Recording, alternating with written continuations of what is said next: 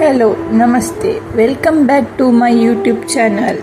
ಸ್ನೇಹಿತರೆ, ಹೋಳಿ ಹಬ್ಬ ಕೇವಲ ಬಣ್ಣಗಳ ಹಬ್ಬವಷ್ಟೇ ಅಲ್ಲ, ಅದು ಸ್ನೇಹ, ಪ್ರೇಮ ಮತ್ತು ಹೊಸ ಆರಂಭದ ಪ್ರತೀಕ ಕೂಡ ಆಗಿದೆ. ಈ ಹಬ್ಬ ಹಳೆಯ ದ್ವೇಷವನ್ನು ಮರೆತು ಹೊಸ ಸ್ನೇಹ ಮತ್ತು ಬಾಂಧವ್ಯವನ್ನು ನಿರ್ಮಿಸಲು ಒತ್ತಾಯಿಸುತ್ತದೆ. ನಿಮ್ಮ ಜೀವನವು ಹೋಳಿ ಹಬ್ಬದಂತೆ ಬಣ್ಣಗಳಿಂದ ತುಂಬಲಿ. ಹೋಳಿ ಹಬ್ಬದ ಆರ್ಥಿಕ ಶುಭಾಶಯಗಳು. ಫಾಲ್ಗುಣ ಮಾಸದ ಶುಕ್ಲ ಪಕ್ಷದ ಪೂರ್ಣಿಮೆಯಂದು ಹೋಳಿ ಹಬ್ಬ ಅಥವಾ ಕಾಮನ ಹಬ್ಬವನ್ನು ಆಚರಿಸುತ್ತೇವೆ. ಉತ್ತರ ಭಾರತದಲ್ಲಿ ಈ ಹಬ್ಬಕ್ಕೆ ಹೆಚ್ಚು ಮಹತ್ವವಿದೆ. ಪುರಾಣದಲ್ಲಿ ಉಲ್ಲೇಖವಿರುವ ಕಾಮದಹನದಲ್ಲಿ ತಾರಕಾಸುರನೆಂಬ ರಾಕ್ಷಸ ಶಿವನಿಗೆ ಜನಿಸಿದ 7 ದಿನದ ಮಗುವಿನಿಂದ ಮಾತ್ರವೇ ತನಗೆ ಸಾವು ಎಂಬ ವರಬಲದ ಸೊಕ್ಕಿನಿಂದ ಲೋಕದಲ್ಲಿ ಮೆರೆಯತೊಡಗಿದಾಗ ಆತನ ಉಪಟಳ ತಾಳಲಾರದೆ ಅವನ ಸಂಹಾರಕ್ಕೆ ದೇವತೆಗಳು ಉಪಾಯ ಹೂಡುತ್ತಾರೆ. ಆ ಸಂದರ್ಭದಲ್ಲಿ ಶಿವನು ದಕ್ಷ ಯಜ್ಞದಲ್ಲಿ ದಾಕ್ಷಾಯಿಣಿಯನ್ನು ಕಳೆದುಕೊಂಡು ಭೋಗ ಸಮಾಧಿಯಲ್ಲಿದ್ದ ಕಾರಣ, ಮತ್ತೊಂದೆಡೆ ಶಿವೆಯು ಶಿವನಿಗಾಗಿ ತಪಸ್ಸು ಮಾಡುತ್ತಿದ್ದ ಕಾರಣ ಅವರಿಬ್ಬರು ಒಂದುಗೂಡುವಂತಿರಲಿಲ್ಲ. ದೇವತೆಗಳು ಮನ್ಮಥನ ಮೊರೆ ಹೋದರು. ತನ್ನ ನಿರ್ನಾಮದ ಅರಿವಿದ್ದು ಲೋಕ ಕಲ್ಯಾಣವೆಂಬ ಅತಿಶಯವಾದ ಪರೋಪಕಾರಾರ್ಥವಾಗಿ ಕಾಮನು ತನ್ನ ಹೂಬಾಣಗಳಿಂದ ಶಿವನನ್ನು ಬಡಿದೆಬ್ಬಿಸಿ ತಪೋಭಂಗ ಮಾಡುತ್ತಾನೆ. ಈಶ್ವರನ ಕೋಪಾಗ್ನಿಗೆ ಮನ್ಮಥನು ಸುಟ್ಟು ಭಸ್ಮನಾಗುತ್ತಾನೆ. ಮನ್ಮಥನ ಅರಸಿ ರತಿದೇವಿಯು ಪರಿಪರಿಯಾಗಿ ಶಿವನಲ್ಲಿ ಪತಿಭಿಕ್ಷೆ ಯಾಚಿಸಲು ಮನ್ಮಥನು ಅನಂಗನಾಗಿಯೇ ಇರುತ್ತಾನೆ, ಆದರೆ ಪತ್ನಿಗೆ ಮಾತ್ರ ಶರೀರವಾಗಿ ಕಾಣಿಸುತ್ತಾನೆ ಎಂದು ಶಿವನು ಅಭಯ ನೀಡುತ್ತಾನೆ. ಈ ಘಟನೆ ನಡೆದದ್ದು ಫಾಲ್ಗುಣ ಶುದ್ಧ ಪೂರ್ಣಿಮೆಯಂದು. ಆದ್ದರಿಂದ ಈ ದಿನವನ್ನು ಕಾಮನ ಹುಣ್ಣಿಮೆಯಾಗಿ ಆಚರಿಸಲ್ಪಡುತ್ತದೆ.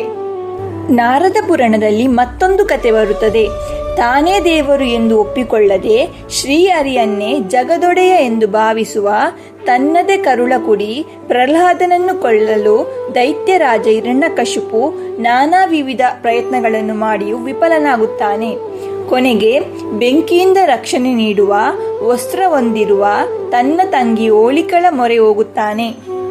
ಅಣ್ಣನ ಆಜ್ಞೆಯಂತೆ ಪ್ರಹ್ಲಾದನನ್ನು ಹೊತ್ತುಕೊಂಡ ಹೋಲಿಕಾ ಅಗ್ನಿಕುಂಡ ಪ್ರವೇಶಿಸುತ್ತಾಳೆ. ಆಗ ವಸ್ತ್ರವು ಆರಿ ಹೋಗುತ್ತದೆ. ಹೋಲಿಕಳ ದಹನವಾಗುತ್ತದೆ. ವಿಷ್ಣು ಭಕ್ತ ಪ್ರಹ್ಲಾದ ಬದುಕುಳಿಯುತ್ತಾನೆ. ಹೇಳಿದ 2 ಪುರಾಣ ಕಥನಗಳ ಸಂದೇಶ ಒಂದೇ: ಕೆಟ್ಟದ್ದನ್ನು ಸುಟ್ಟು ಬಿಡುವುದು. ಇಂಥದ್ದೊಂದು ಅಮೂಲ್ಯ ಸಂದೇಶ ಸಾರುವ ಮತ್ತು ಆ ಮೂಲಕ ಕೆಡುಕಿಗೆ ಯಾವತ್ತೂ ಸೋಲು ಕಾದಿದೆ ಎಂಬ ಸಂದೇಶ ಸಾರುವ ಹೋಳಿ ಹಬ್ಬ ಅಥವಾ ಕಾಮನ ಹಬ್ಬದ ಆಚರಣೆಯಲ್ಲಿ ಸದುದ್ದೇಶವಿದೆ. ದಿನದಂದು ಅಕ್ಕಿ ಹಿಟ್ಟು ಮತ್ತು ಅರಶಿನ ಬೆರೆಸಿದ ಗುಳಾಲು ತಯಾರಿಸಿ, ಬಿದಿರಿನಿಂದ ಪಿಚಕರಿ ತಯಾರಿಸಿ ಬಣ್ಣದಾಟ ಆಡುವರು.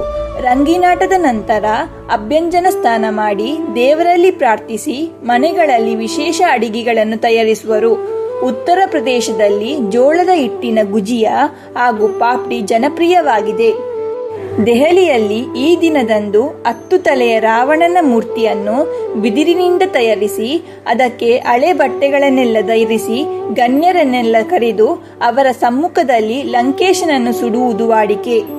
ಗ್ರಾಮೀಣ ಪ್ರದೇಶಗಳಲ್ಲಿ ಆ ದಿನ ಊರಿನವರ ಮನೆಯಲ್ಲಿ ಸಿಗುವ ಬೇಡದ ವಸ್ತುಗಳನ್ನೆಲ್ಲ ತಂದು ಒಂದೆಡೆ ಗುಡ್ಡೆ ಮಾಡಿ ರಾತ್ರಿ ಹುಡುಗನೊಬ್ಬನಿಗೆ ಶಿಖಂಡಿಯ ವೇಷ ಹಾಕಿಸಿ ಅವನಿಂದ ಊರಿನ 5 ಮನೆಗಳಲ್ಲಿ ಭಿಕ್ಷೆ ಬೇಡಿಸಿ ಕರೆತಂದು ಅವನಿಂದ ಆ ಬೇಡದ ವಸ್ತುಗಳ ಗುಡ್ಡೆಗೆ ಬೆಂಕಿ ಇಡಿಸುತ್ತಾರೆ.